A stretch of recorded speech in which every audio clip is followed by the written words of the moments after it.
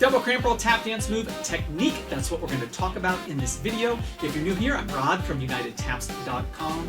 Let's talk about what the double cramp roll is, also known as a flap cramp roll. Brush, step, step, heel, heel. Brush, step, step, heel, heel. Or you might say flap, step, heel, heel. Flap, step, heel, heel. And that's the typical rhythm we do. A 1 and a 2, a 3 and a 4, a 5 and a 6, and so on. One of the first common problems I see are tap dancers crunch those first two flap sounds, and that starts to sound like this. 1 and a 2, 3 and a 4. You can hear how the flap is so much faster than everything else. If you have that problem, or you're a teacher with a student who has that problem, the fix is instead of shoving that flap down into the ground so hard, we're actually going to lift it up out of the floor a little bit. Lift up and then down, just a little. Lift up and then down, lift up and then down. That's how you can fix that crunched flap. On the other hand, I have students on the other end of the spectrum where they have a giant gap between the brush and the rest of the cramp roll. That looks and sounds like this. Right, it's like that brush just hangs in the air forever. For those students, they actually need to push down into the floor more because they're lifting up so high and leaving their foot up so long that we have this big timing gap. So they can push down in the floor, push down in the floor, within reason, not so much that you get the first problem. So those are two problems I see with the flap, either too crunched or too spread out. Another common problem is that that first heel drops too soon. That's going to sound like this.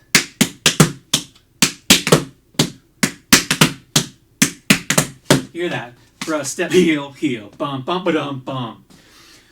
Some ways to fix that. All you have to do is lift that heel a little bit higher than you normally would. So that's one way. Lift the heel higher. And if you're able to, you can add that extra lift while your left step is happening. So if I do it real slow, brush, step, lift, heel, heel. Brush, step, lift, heel, heel. Now I'm exaggerating the lift so you can see exactly where and when I'm doing it. You may only need to lift it 1/4 of an inch, just a tiny bit higher. But that's one strategy. Another strategy is to add pressure to the leg, and I'm going to be real detailed about this. When I say add pressure, my upper leg is pushing down, while my heel is lifting up, right? My lower leg is lifting up to hold the heel up. So there's pressure going both ways. Heel's lifted up, but leg is pushing down.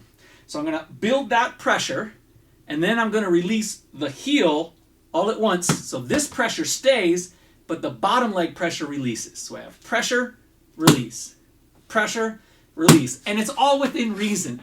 You should not have a 10 out of 10 pressure. You're going to burn your leg out real fast. It's just enough pressure to get a little bit of a pop, pop, versus roll. We don't want a smooth roll. I just want a little bit of a pop, pop. And when you do that in the context of that double cramp roll, right, that extra pressure, just a little, right? What it does is it keeps that heel from going down too soon. It also makes sure that that heel is not too quiet. So it kind of can fix two separate problems.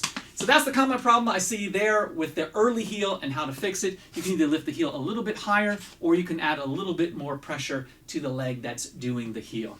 Now let's take that double cramp roll and work on it in the context of a combination, because that's how we're actually going to use it.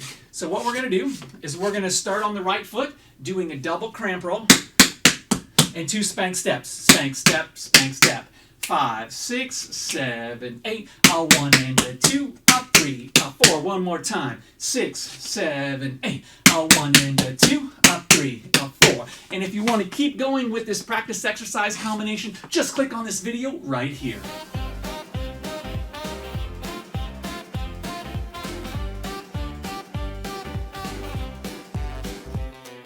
Sun is high, shoes